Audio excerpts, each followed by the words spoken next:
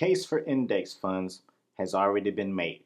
It works. But choosing the right index fund can be very challenging for any investor. You don't want to make a mistake. You wonder if you know what you're doing.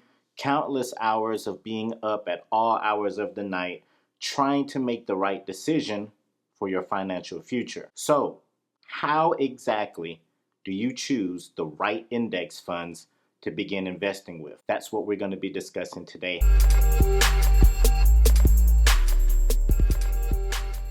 Hey, what's going on, everyone? My name is Trey, and welcome back to Let's Talk Finances. So I did a thing, and no, it's not buy a 12-pack of Krispy Kreme donuts. I actually got married last weekend, and it was beautiful. We had a beach wedding. Bride was beautiful. Everything went great. I have a question for you guys that are married or engaged or plan on getting married at some point.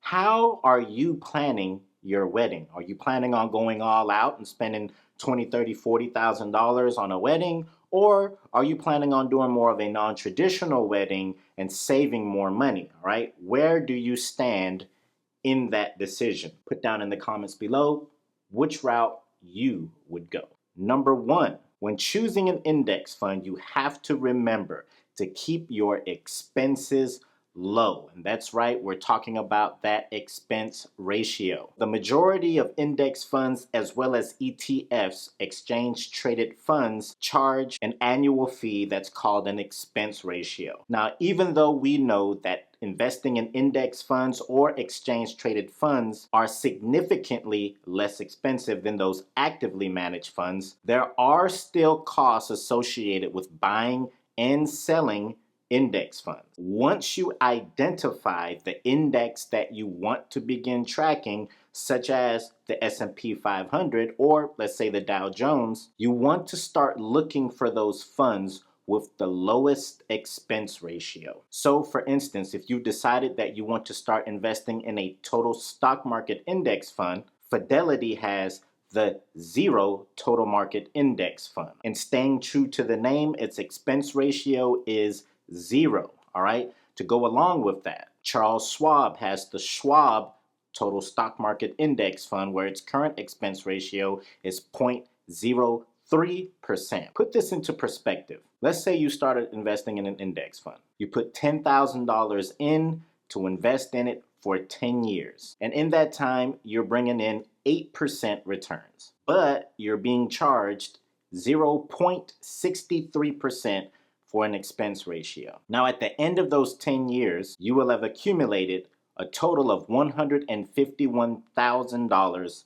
in returns. However, if you take those same figures and the only thing that you change is the expense ratio to 0.04%, your returns now are closer to $157,000. So there's nearly a $6,000 difference in the span of 10 years. So the most important thing that you want to ensure is that you are keeping your expense ratio low. I want to thank all of you who have subscribed to the channel, who've been liking and commenting in the videos. I love interacting with you guys. For those of you who may be interested in some one-on-one consultations, please go over to my website. I've linked the address in the descriptions below. And also reach out to me at treytruitt@gmail.com. I'll put that in the descriptions below as well. The second thing that you need to be considering, and that is, do not overthink the ETF and index fund difference, all right?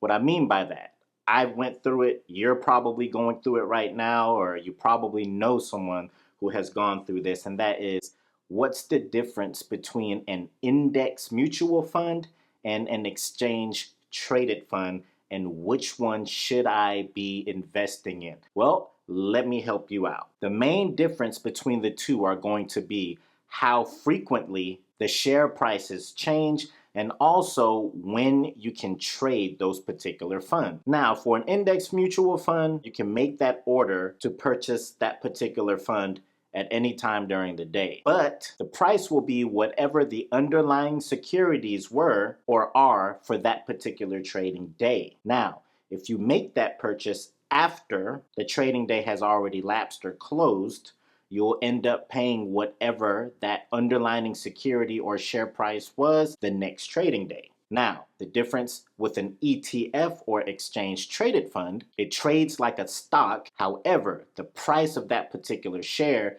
changes throughout the day. So those are the main or the most important differences. Now, if you're going to get a little bit deeper into it, you start talking about tax efficiencies and what have you. Yes, it can get a little bit more complex, but for the most part, those are the two major differences between an index mutual fund as well as an exchange traded fund.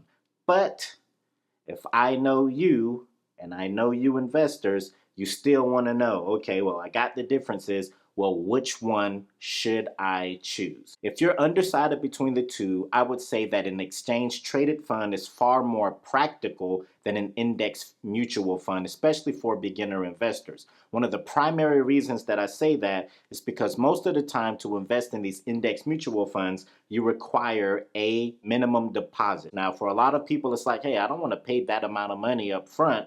Then what do I do? Well, the practical decision to make would be invest in an exchange traded fund where you don't need a minimum payment. You just start investing with whatever that share price is for that particular fund that day. So let's just say hypothetically that you want to buy one share of Vanguard's total stock market ETF and it's $190, right? So you pay $190 for one share. If you want to buy two shares, it would be $192 or $190 times two, so on and so forth. But at the end of the day, don't let this be the reason why you aren't investing, all right?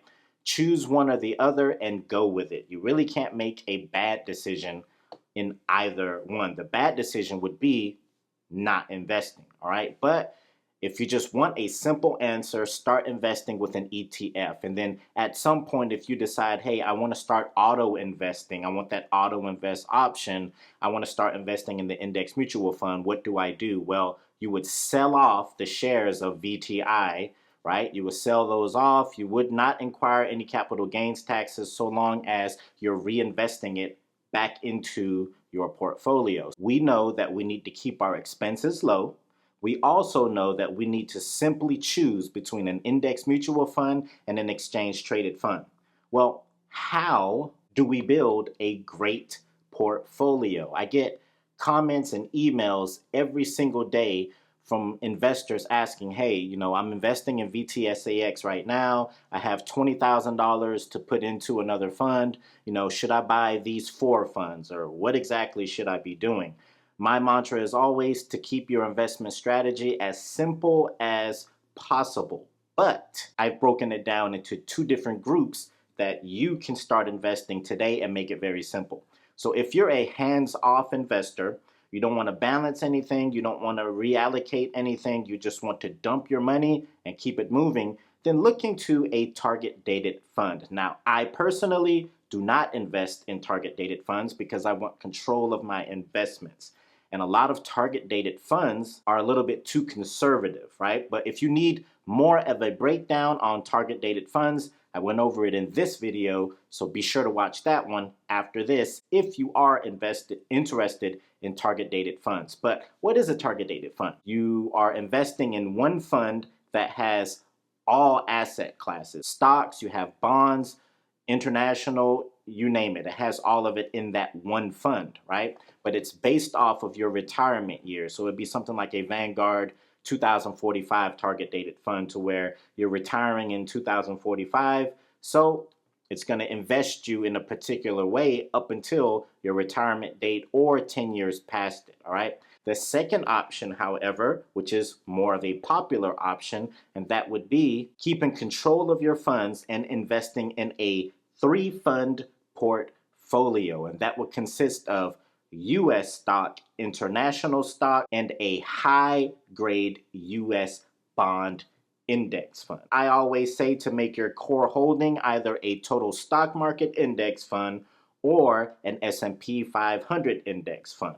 After you have this, you need to mix it with some international funds as well as some bonds. I will link some of these funds down in the descriptions below. There you have it, guys, all right? If you've been wrecking your brain on how to choose the right index funds, this video should get you started in the right path. Now, if you found this video helpful at all, Please don't forget to subscribe and also hit that like button for the YouTube algorithm. As always, I want to thank the men and women who have served and continue to serve this great country of ours. Until the next video, guys, let's talk finances then.